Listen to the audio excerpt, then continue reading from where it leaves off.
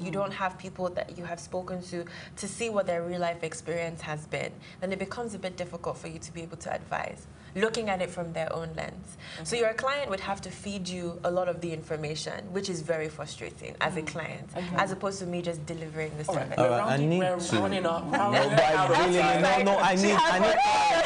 clarity on this particular question. We're running out of time. So what is and the difference? Brief because Ife's going to kill me if he doesn't ask his question. All right, so what's the difference? A lot of artists are confused about copyright infringement and intellectual property theft. So what's the difference between both of them?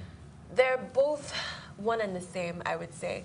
Yeah. So your copyright is under the Copyright Act, that is, there's so many different rights that are protected. Your literary work, your musical work, your artist diagrams, for example. There are a range of different rights that are protected under the Copyright Act.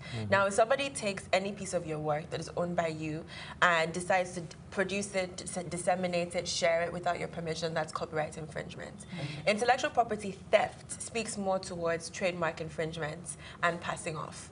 So in that instance, we're talking about the fact that you have a mark that has been registered at the Trademarks Registry here in Nigeria. Somebody has taken your trademark and has publicized it in different mediums. All right. Unfortunately, that's where we're going to call it a day. We're out of time. That's all we've got time for on this episode of the program. Join us this afternoon for yet another interesting episode. Until then, a big thank you to my co-anchors, Ife and Elsie, the all-inclusive production team, our stylist, courtesy Kudis Empire, and last but not certainly least, our studio guest, Georgette Monu. Thank you so much. Thank you. I'm Tokunbo Taiwo saying thanks for watching, and from all of us here, have yourself a good morning.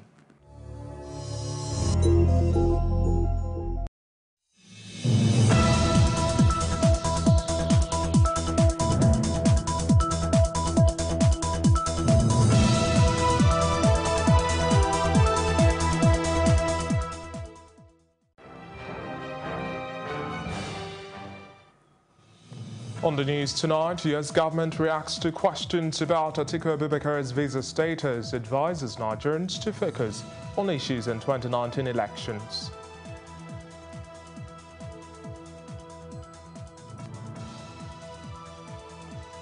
Plus, UN body rates current Ebola outbreak in DR Congo as the second biggest ever recorded.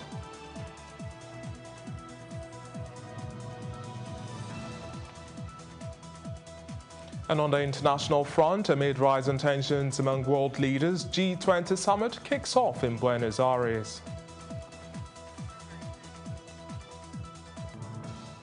Hello there, many thanks for joining us in news on the Hour and Plus TV Africa tonight. Now we begin with reports that President Muhammadu Buhari will depart Abuja on Saturday for Poland to attend the 24th session of the Conference of the Parties COP24 under the United Nations Framework Convention on Climate Change between December 2 to December 4 this year. During the Leaders Summit at COP24, President Buhari will deliver a national statement highlighting Nigeria's commitment to addressing climate change by implementing the goals set out in its national determined contributions.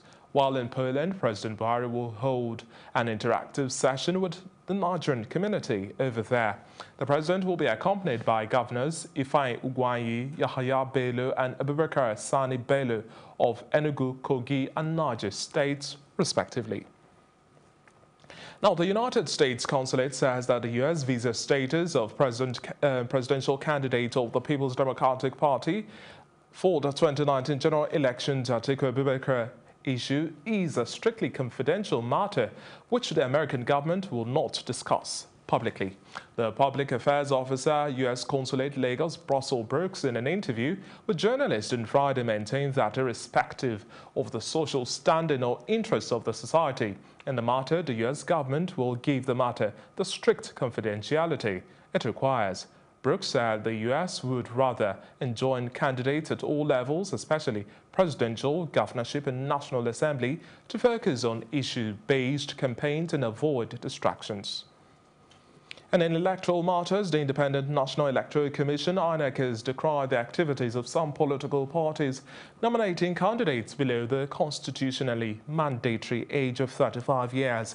INEC Chairman Professor Mahmood Yakubu said he disclosed the plans by the Commission to release the full list of presidential candidates and their running mates for the 2019 general elections. Professor Yakubu also revealed that only 73 political parties out of the 91 registered political parties have filled their nomination forms so far. He assured Nigerians of the preparedness of the electoral body to ensure that the polls were credible, stressing that INEC would continue to maintain its neutrality. Meanwhile, the Sultan of Sokoto, Alhaji Sa'ad Abubakar III, has urged the federal government of Nigeria to ensure that there is a free, fair and credible elections come 2019. The Sultan, represented by the Emir of Kafi, Dr. Shehu Chindo Yamusa, made the appeal on Friday at the 29th Muslim Sisters National Conference in Abuja. Quote, "Let me justifiably appeal to the government on 2019 election to demonstrate moral determination to conduct a credible, free and fair election to fulfill the United Nations Universal Declaration of Human Rights, Article 21, Section 3, he said. The Sultan quoted the section as, "The will of the people shall be the basis of authority of government," end of quote. He therefore urged Muslim sisters to exercise their democratic franchise and support religious institutions in the realization of credible elections in the country. Now, the Economic and Financial Crimes Commission, EFCC, has signed a memorandum of understanding with the International Police, Interpol, as part of collaborations aimed at tackling corruption in Nigeria. The MOU is a global police communication system that connects law enforcement officers in all 194 member countries and enable users share their sensitive and urgent police information with their counterpart around the globe 24 hours a day and 365 days a year. While receiving the delegation led by Commissioner of Police Shola Subari, CP Interpol, at the EFCC headquarters, Jabi, Abuja, the acting chairman, Ibrahim Magu, expressed appreciation for the initiative, which he said will go a long way in checkmating the activities of fraudsters across the globe, and Nigeria in particular.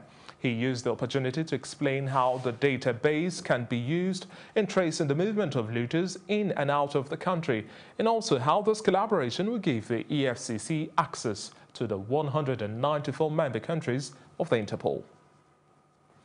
And in security matters as well as legal matters, 5 suspects involved in the robbery of several banks in North Kwara State on April 5 this year have pleaded not guilty to all the charges levied against them.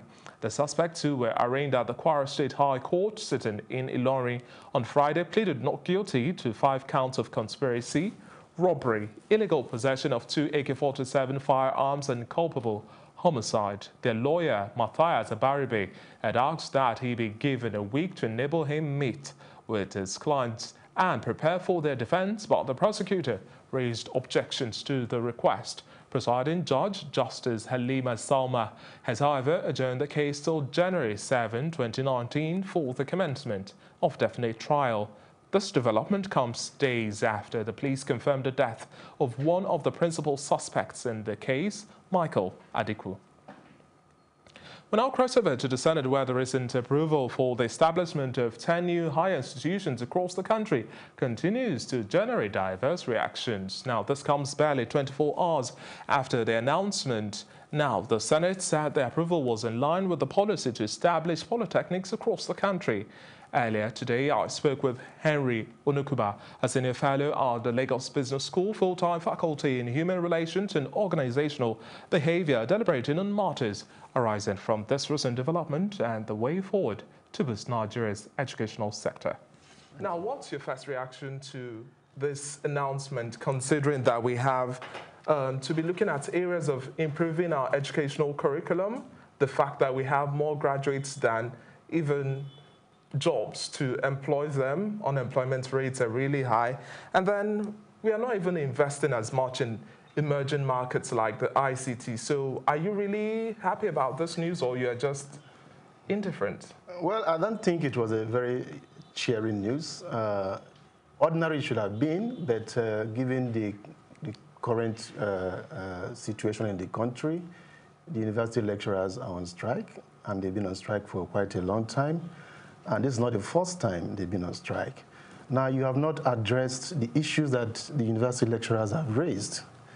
And there you go again, recommending and approving more higher institutions. So now we have a total of about 165 universities in Nigeria. We have 45 public universities. We have about 47 state universities. Then we have about 75 private universities, not counting the polytechnics, the colleges of education, and all that. And then you ask yourself, what are the quality of graduates that these universities are turning out? Are they able to get into the workplace and fit into the work environment? Can they even start something on their own? Have they been given the entrepreneurial training? Okay. What emotional intelligence have we also given these guys to be able to fit into the Nigerian society? All right. How many Nigerian universities are actually in the top 500 in the world, if any? And even looking at emerging markets as well, just like ICT, we only have one of such universities, higher institutions getting that approval. Yeah. Do you think that we're not really looking ahead? Yeah, so among the 10 that we approved, we have 2 universities, we have 5 polytechnics, 2 colleges of education, and 1 institute of technology. You could see that we're not even thinking of what the future holds. Okay, this is the 21st century, all right? We should be talking about imparting the right skills on our students. Okay, so if we have to approve universities at this stage, we should be approving institutes of technology. We should be approving institutes of agriculture. Improving our curriculum. Yes, and then you should be asking yourselves, who are those who are going to teach in these universities? Is it the same lecturers who have been on strike, who have been very unhappy with the system? You know, I recall when I was in the university, we used to have American lecturers come on sabbatical. Okay, I was taught politics and government by an American professor at the University of Jos. Okay, how many of these are now in Nigerian universities? Now you're having the reverse. A lot of people are leaving the shores of the country. Brain drain. So there's a lot of brain drain. So the point is, yes, it's good to have. You could say, well, for a country of close to 200 million people, we don't have so many, but the quality is the quality that matters. Now, let's also look at the ASUU agitation. It's been repeated, recurring over the years, and now it's almost as if government has not yet even reached properly settled the agreements they reached initially, and then you're now having more institutions. Where will the funding now then come? Because government doesn't seem to have the necessary resources to meet up its obligations, and now you have new university, higher institutions. You know, really, if we are really serious about education, the budgetary allocation to education says it all, says how serious we are, okay? And I remember that UN, Educational, Scientific, and Cultural Organization, gives a benchmark of 20% as a budgetary allocation for education for any government that is serious about improving that sector. But since 1990, except maybe 1997, where we had about 17.9%, since 1990, we've had less than 13% allocated to education. And even at that, after the allocation, even the utilization of the funds is another thing. Because what the lecturers are saying is not that the funds have not been allocated, but it hasn't gotten to the universities. Okay, so we have, our universities are now white elephants. Our lecturers are busy doing other things to keep body and soul together, and the private universities are smiling to the bank. Government should play little role in tertiary education. Okay, government should play a supportive role. They should provide the enablement, the infrastructure.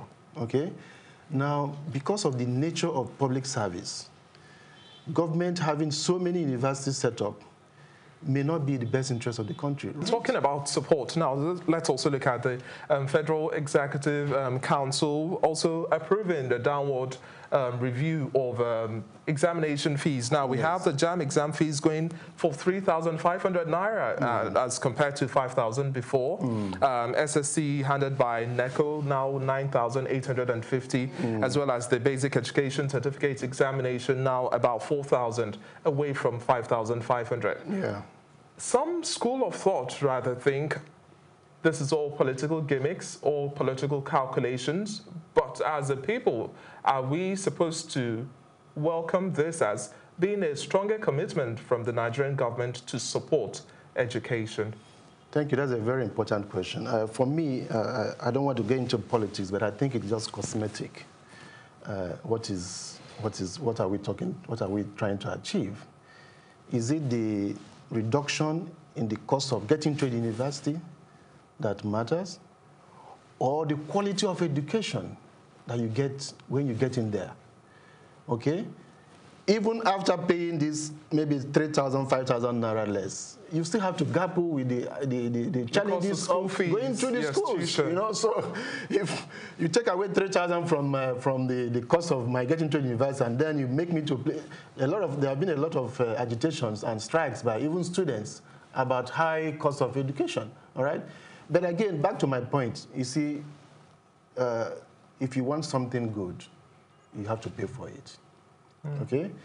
For me, I don't think we can get our tertiary education right if we continue to treat it the way we are treating it. And that was a conversation with Henry Onukuba, a senior fellow from the Lagos Business School, discussing the areas of establishing higher institutions, considering the recent approval from the Senate. The news continues in just a moment. Do stay with us on Plus TV Africa. Glad to have you back, and if you're just joining us, you're watching news on the Hour and Plus TV Africa. Now we have reports that the Ebola outbreak in Eastern Congo is now said to be the second biggest in the history of the world, with 426 confirmed and probable cases. We have details of this. The Ebola outbreak in Eastern Congo is now said to be the second biggest in history, with 426 confirmed and probable cases. Over 425 people have been infected in the North Kivu region of the Democratic Republic of Congo, with more than half of those dead. The mortality rate for Ebola was at a 63% high, and this time the virus is proven even harder to contain. Most of the outbreaks began in deeply isolated areas in sub-Saharan Africa, but this current outbreak began in August among dense and very mobile local populations. Health workers are struggling to establish an effective vaccination program, with ongoing rebel militia violence making the task harder. And a detailed report by an arms monitoring group says the battlefields of South Sudan have been filled by large consignments of weapons coming from Europe, violating an EU-sanctioned arms embargo. The 4-year investigation that has been conducted by the London-based organization Conflict Armament Research revealed that the European military supplies from at least 3 EU members, Bulgaria, Romania, and Slovakia, via neighboring Uganda, were channeled to the South Sudanese army in 2014 and 2015, which was used in the civil war that killed nearly 400,000 people. The EU has banned the direct sale of weapons by member states to South Sudan since 1994. It also included South Sudan in the embargo when the country gained its independence in 2011 after a decade-long war with Sudan. And the United Nations Children's Fund, UNICEF, has warned that deteriorating crisis in the Central African Republic has left practically every child needing protection from armed groups. UNICEF, in a new study, expressed worry that armed groups now control 4/5 of the country's territory, 5 years into the latest civil conflicts that hit the country. The UN Children's Agency said thousands were trapped within armed groups, with thousands more subject to sexual violence. Displaced children are being hit by a malnutrition crisis, many with extremely limited access to health care, safe water, and sanitation. And for children forced into the bush, conditions are even more dire. Consequently, almost 643,000 people, at least half of whom are children, were displaced across the Central African Republic, and over 573,000 had sought refuge in neighboring countries as of September. The Central African Republic is quite possibly the most neglected crisis in the world. It is happening in the poorest, least developed country, and humanitarian workers are in one of the most dangerous places. Children's conditions are desperate, and 1 in 4 is either a displaced or refugee. But practically all children in this country need some form of assistance. And the news continues with reports from the international front.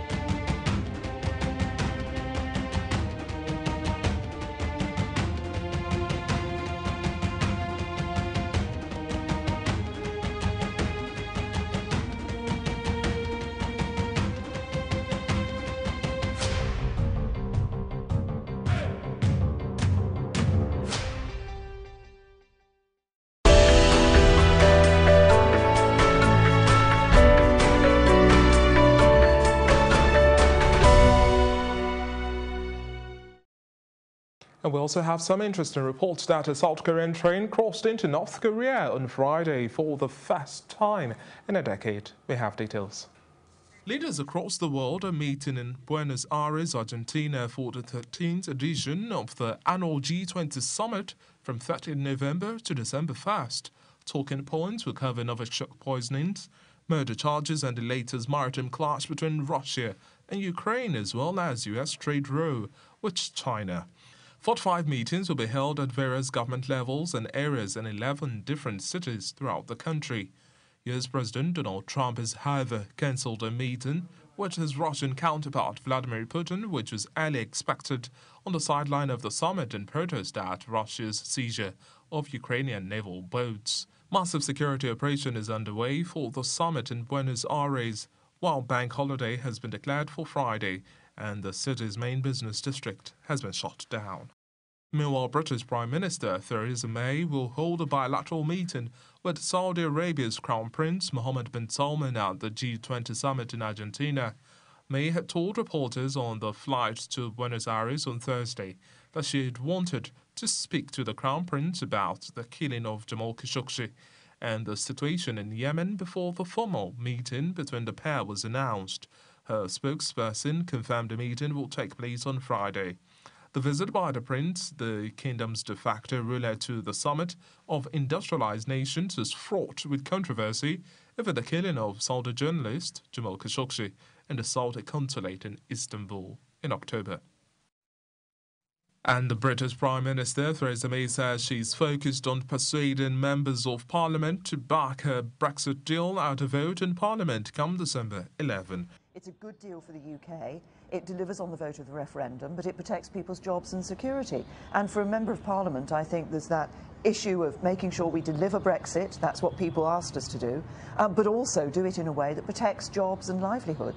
I am still working to ensure that when we come to the vote on the 11th of December, MPs, this is a really important moment for us, and I think it's important for us all to be thinking of the national interest. Sadly, I see a Labour Party that is playing party politics with this. We need to put the national interest first.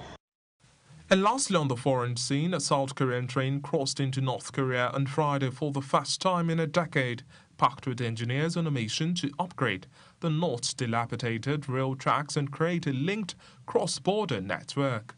Connecting up the railway systems was one of the agreements made earlier this year in a key meeting between North Korean leader Kim Jong-un and South President Moon Jae-in. This signals the start of co-prosperity of the North and the South by reconnecting railways, and that's according to the Transport Minister.